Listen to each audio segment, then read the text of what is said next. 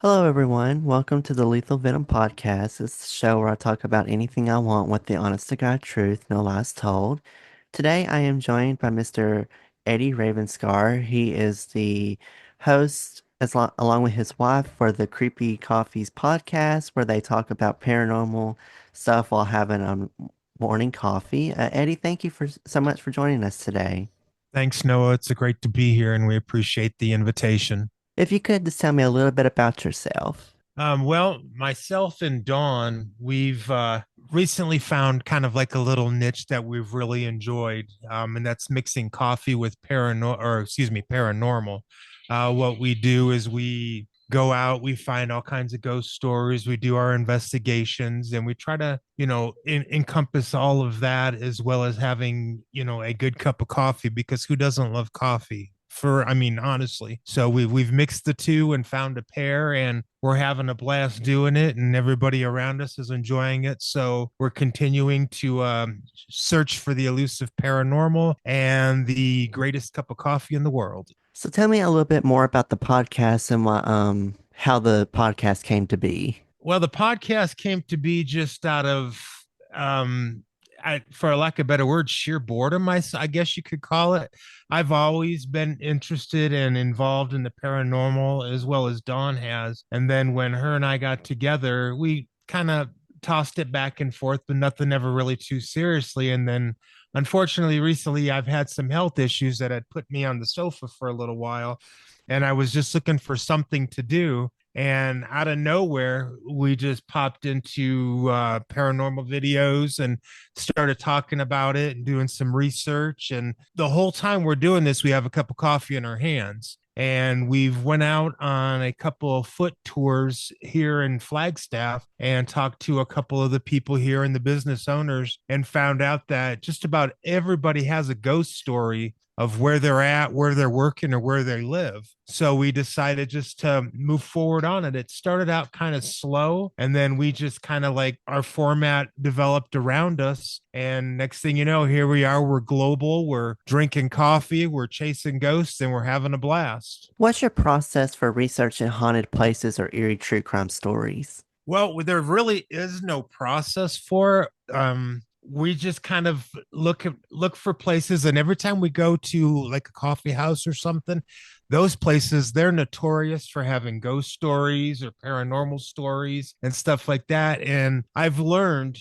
and Don will probably disagree, but I've learned to keep my big mouth shut and my eyes and ears open, and I've picked up a lot of things by just doing that. And once I get a topic stuck in my head, her and I will discuss it. And then Dawn is like my sleuth. She'll go in and she'll start jumping down the rabbit hole and start digging up facts for me. And if it's an interesting topic and it looks like something that hasn't been flooded on the market, because there's so many people out there that are doing this, and we kind of want to stay away from the most popular ones and do the ones that are a little bit off the beaten path. And if we find interest in it, we dive deep into it. We do the YouTube, we do the Google, and we've actually started going out and doing our own paranormal investigation. Like we did a couple of weeks ago, we went to Milwaukee and went to, which was once owned by Al Capone. And it was crazy haunted, and we had such a great time. And we've got so many things planned. If you look at our website coming up in the next 6 months, we have so much planned that we're going to Ireland, we're going to Paris, we're going to Seattle, we're going to Portland, and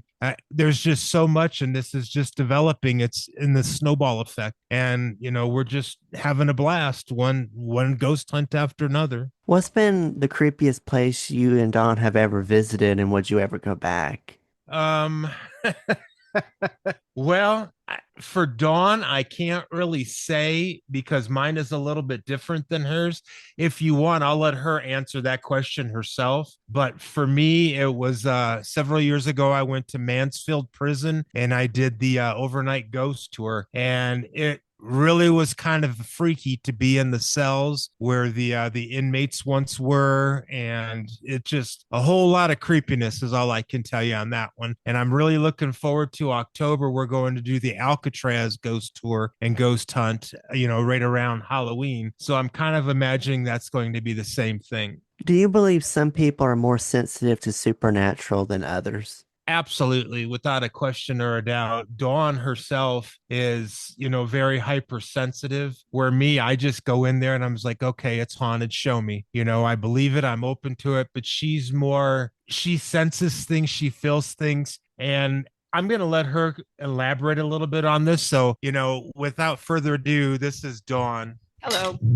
Hi. So I'm not really sure if I'm more hypersensitive to it, but it seems like, especially when we were just in Wisconsin and we had the divining rods and we're asking questions, every one of my questions were answered, where the other people in our party would ask questions and several times nothing would occur. So I think sometimes because I might get scared easier or get more freaked out, things happen to me before they happen to Eddie. So I don't know if I'd say hypersensitive, but maybe hypersensitive in my reaction. I asked Eddie a minute ago about his creepiest place you've ever visited. What is your creepiest place and would you ever go back? I don't I don't know if I'd say it was creepy when we went to Shakers, but it was definitely active, and we took still pictures because they told us we could take pictures in between the tour, and we did see some different kind of unexplained shadows or colors in some of our pictures. And when we were outside of Shakers, Annie and I took a selfie, and there was these two lights that were only on me and kind of transcended down a little bit. It ended up in the picture on the bottom of my chin. So I'd say maybe not creepy, but definitely activity. And yeah, I'd be willing to go back. There was some places that in Shakers that we didn't actually see that I'd like to kind of witness and go through again. This can be a question directed to both of you. Have either of you experienced something paranormal that you just still can't explain? On an everyday basis, we do. The house we're living in right now, it's haunted. I don't care what anybody says. What I've done is, those little cat balls that when you touch them they light up and everything, so that way they're, for sensitivity. I had them all over the house, just for, for lack of better word, shits and giggles. And we would ask questions or we would feel different things, and the little lights would go off for no reason whatsoever. There'd be no wind, no ventilation blowing on them or anything, and the lights would go on and they would respond to our questions. So it's unexplainable, but at the same time, we're dealing with the paranormal, so we open our minds to it, and every day something happens. And like Dawn and I were talking, that we don't really realize, and most people don't realize, there's so much paranormal going on around them that they're just in a hurry and they don't see it or they don't know it. It's, if you really wanted to experience something and just, kind of see what we're talking about, go sit in a graveyard during the middle of the day and just be quiet and just listen. You'll be surprised at what you'll hear and what you'll see. It's really unexplainable, but it's actually pretty amazing. Have any coffee shop owners ever told you their place was haunted and they were right? Oh my God, Noah. Every time we go into a coffee shop and we tell them we have a podcast about creepy coffees and we talk about ghosts, everybody comes out with the ghost story. It doesn't matter if it's from a spoon falling off a table to doors opening to lights flickering to coffee pots brewing by themselves. Everybody in every coffee house, except maybe Starbucks, has, their own little ghost story. So I would say yes, every mom and pop store we've been into, it says their place is haunted and they've got facts to back it up. What's your favorite ghost story with a brew episode you've done so far and why?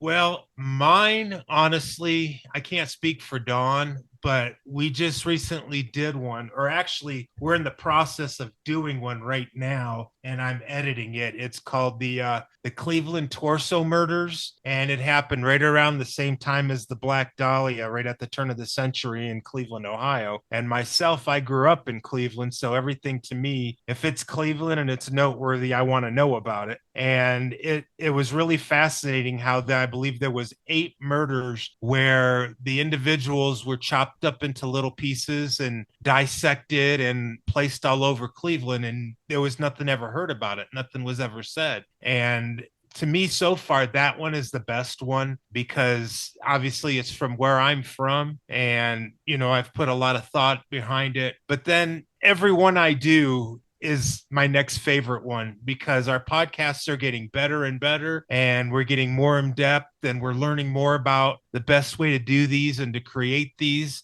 So I would say that my favorite is the last one we did. How do you balance the spooky with humor on your show? I take Dawn along. She like she said, she's a little bit more apprehensive than I am. It takes a lot for me to be startled or to be afraid or scared or anything. And I welcome, a spirit or an entity to come and talk to me or knock something off the wall or, show themselves. Where Dawn, on the other hand, she goes along because she's interested and wants to know, but she doesn't want anything to pop out at her. We were sitting on the sofa the other day and she looked over at me and just turned completely white, and she said somebody just touched my shoulder, and she was kind of freaking out, but I was laughing. So that's how I deal with it, and I like to tell these stories, and she's giving me dirty looks right now, but that's okay. Dawn is my comedy relief, but I love her so, and we make a good team at it because I'm the serious one and she's the, oh no, we can't do that, and I'm like, oh yes we are. I've not really had much paranormal stuff happen to me. The only two instances I've had something happen where I kind of have believed in paranormal was last year. I live in a three-story apartment complex and I live on the second floor right in the middle. Right. And I remember I had gotten out of the shower and I was looking out my bathroom window and noticed that there was a handprint on the window. Well, I thought nothing of it. I thought it was just my handprint, but when I put my hand up against it, the handprint was a little bit longer than my hand. Uh-huh. And I thought, huh? Because I even asked my roommates, I said, did y'all come in my bathroom or are y'all trying to mess with me? And they're like, no. And so I put my handprint up against it too, just to see if it would reoccur. Because I thought, well, maybe my handprint came or I touched it and it just somehow decided just to leave like an imprint from the steam. So I put my Sure. handprint on there and left it. I thought, okay, tomorrow, the next night, I'm gonna look. And when I looked the next night, the handprint and mine was there. So I don't know what happened if I just dragged my hand against it. But then another time, which just happened either last night or night before, I was sitting in my bed and was wearing AirPods, and my AirPods, if you click on the side, make the little click sound. Right. I was sitting there and all of a sudden it just clicked. Huh. And I thought, okay. And then I've heard weird noises in here, but I don't know if it's just the hippos that live above me that stomp on the floor all day. I don't know. But Maybe I've they're heard paranormal hippos. it's like stomping on the floor every day, and I didn't really believe in paranormal until I moved into this apartment because I've heard noises and I'm just like, okay. And then Sure. all that, so kind of leading into the next question, what would you say to skeptics who don't believe in the paranormal? I welcome those questions, and it's funny I get asked this question every interview. And to me, it doesn't bother me. If you want to believe, open your mind and believe, and everybody has their opinions and theories and thoughts about what's going to happen after this life. To me, there's got to be something else because I can't be going through all of this and having, growing and all the BS that goes on with that just to die and be nothing. So I like to take skeptics with me on hunts and stuff like that. And I tell them, keep your mind closed. Go ahead, say it's not true. And 90% of the times that I've taken people like that, the ghosts or the paranormal or the entities always go after that person. And, things happen to them where they won't happen to me. They'll get touched, they'll get pushed, they'll get scratched. And most of the times people will come out, they still don't believe, but they're questioning. And to me, that's good enough. If it's in your mind that why is this happening? Or, well, maybe there is something else, that's enough for me. I believe everybody should believe in what they want to believe and be happy in themselves and what they think. And if you don't believe what I believe, that's fine. We can still go have a cup of coffee. I've had those same experiences, like the two experiences I've had. I still don't really believe in it, but I've started questioning. I'm like, okay. Sure. Well, It I'll leaves tell you. questions. I was like, huh. Right. Well, I'll tell you what, Noah. All those things probably happened because the entities in the world or that are still floating around knew you were going to be talking to us, so it wanted to give you something to elaborate on that. And we'll come out to where you're at. You're what, in Alabama? Yes, sir. We'll come out and I'll find some ghost hunts and we'll take you out and we'll scare the shit out of you. That I can promise you.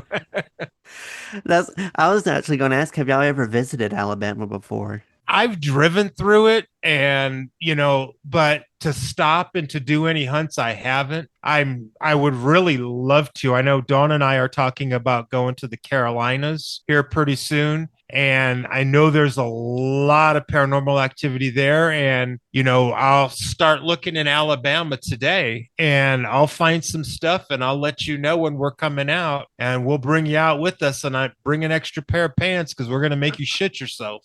Lord, y'all, my audience better be listening because I'll have a story to tell.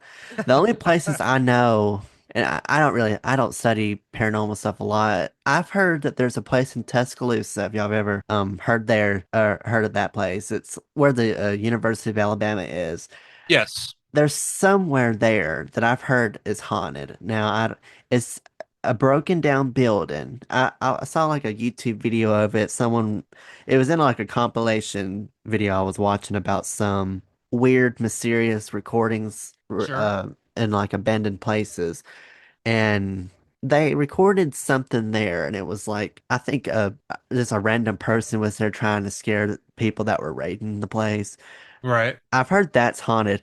Anywhere else, I have not heard. I'm pretty sure there's probably a graveyard somewhere that's haunted. Noah, I can bet you right now, being down there in Alabama, down in the South, you could probably walk out your door and maybe walk 500 feet and be someplace that's got paranormal activity. Because there's so much that has happened down there over the years, especially with Civil War and, the uprisings and everything else. There's a lot of uncomfortable spirits and a lot of unresting down there. So it probably wouldn't take a whole lot. You could probably walk into Walmart and go in the corner with a REM pod and you'd probably get some activity there because there's just so much down south. I've heard nothing but positive things about it and we're kind of excited to come down that way. Yeah, it's spooky living here, just like being with people spooky. Sure. Well, People. yeah, absolutely. People can be spooky.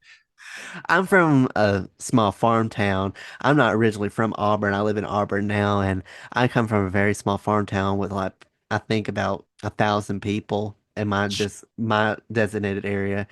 And yeah, we live out in the country where it's a house here, and then there might be a neighbor, and then about a mile down the road there'd be another neighbor, and we just have open fields, and it's a lot of wooded area here. A lot of people think it's beautiful fields. No, it's trees everywhere. I'm pretty sure there's like national parks that are haunted here, Oh, um, yeah. abandoned buildings here. I mean, Sure. there's probably somewhere. Well, I'm sure there's a lot of memorials from the Civil War time and from slavery and everything that are down there that I bet you anything, if you go around there and you get an EMF meter or a REM pod or something like that, you'll find activity. It's probably not difficult. Even the little farm town you said you came from, where the 7-Eleven and the post office is in the same building, I bet you anything, you can find a lot of stuff out there that'll spook you. Yeah, the workers probably would give off something. Yeah, yeah, absolutely. I'm trying to think of like places around my hometown that would be haunted. Probably, Everyone, every place you can think of has got ghost stories. It's whether they're small, whether they're large. Every place has had death. Every place has had people buried there. So no matter where you go or what you're doing, whether you believe it or not, there's spirits or entities around us. And how you want to take that or believe in that is totally up to you and open minded. But I've become a firm believer over the years that they're around us and some of them want to be heard and that's why we do what we do because they still have a story to tell, especially if you look into what is it, the horrible and the horrible murders and the brutality and stuff. I was listening to one of your podcasts the other day where you had that police officer from Alaska on here, and he said it perfectly, same answer I have, that there's so many untold stories that it's just crazy, and they want to be heard, or they want their crimes solved, and it's kept us definitely busy, that's for sure. It's funny you said that because now I'm probably thinking that I've probably, because the cops that come from my area are really bad. That's probably who's haunting me now. It's the cops I've shit talked about, so There you go. that's who's messing with me. It's the people from back home. I knew it'd come Sure. back and bite me in the butt. To wrap things up, I know earlier you had mentioned that you were expanding your searches. You were going overseas. I remember you said you were going to Paris. Do you have any new hauntings or collaborations that are coming up for the podcast?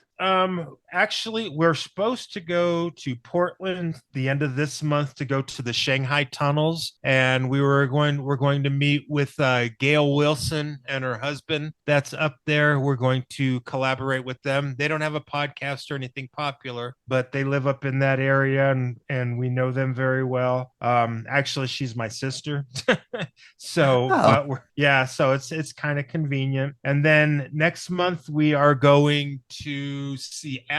We're going to do the Moore, what do you call it? The Moore Theater. We're going to do that, and we're doing the underground Seattle, because Seattle burnt down to the ground and they built over top of that. So we're doing that as well.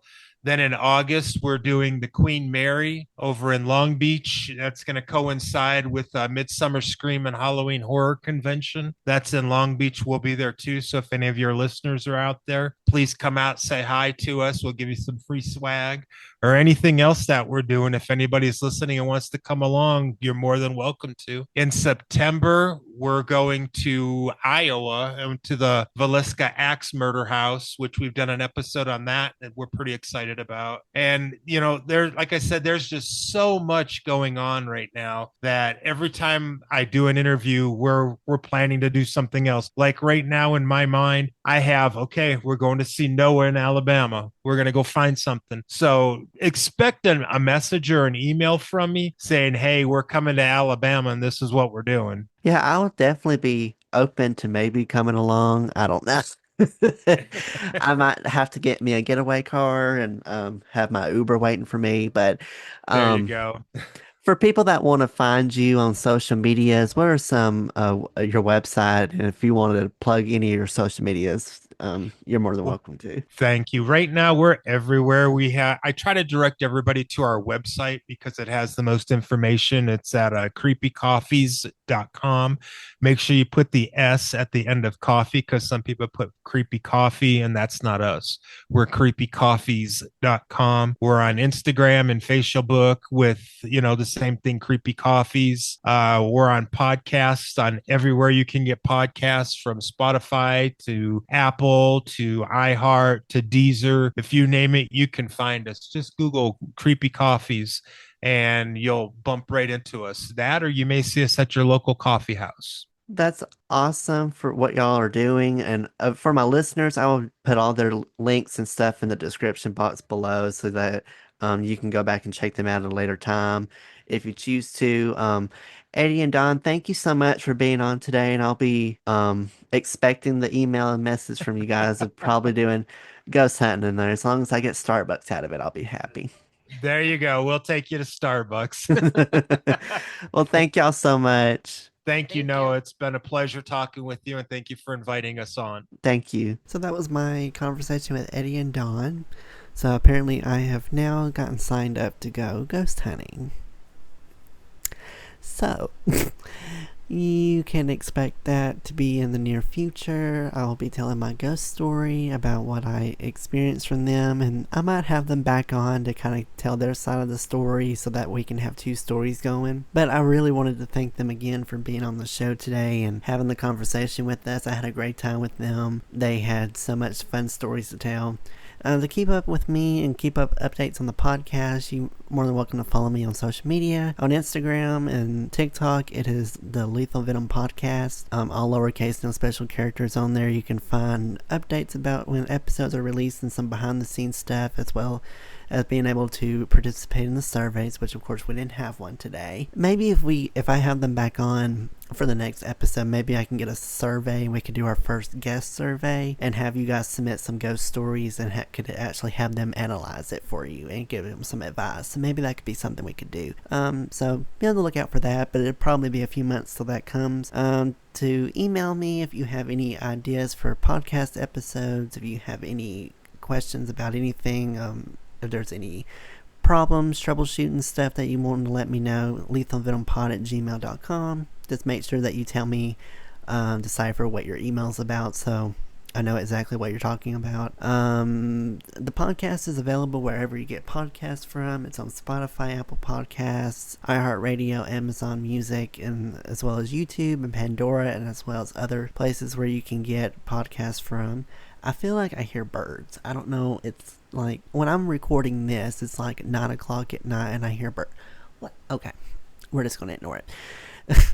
But as always, thank you so much for tuning in and participating in the podcast. I'm so proud of how the podcast is going. And again, thank you to Eddie and Dawn for being on today. And as I said and mentioned earlier, all their information about their website and social media will be in the description box. And of course, if I forget anything that I forget in the outro, it'll be in the description box as well. You can also check out my link tree where you can find my other two podcasts, Music Talks, which is a music podcast where I talk solely about music and songs and albums, as well as Southern Reads, which is a book podcast where I talk about books and books only. If those are something that you want to check out or know someone that likes music or books, you're more than welcome to recommend that to them. As always, thank you so much for listening. I have so many good episode ideas coming and some guests coming up, so be on the lookout for those.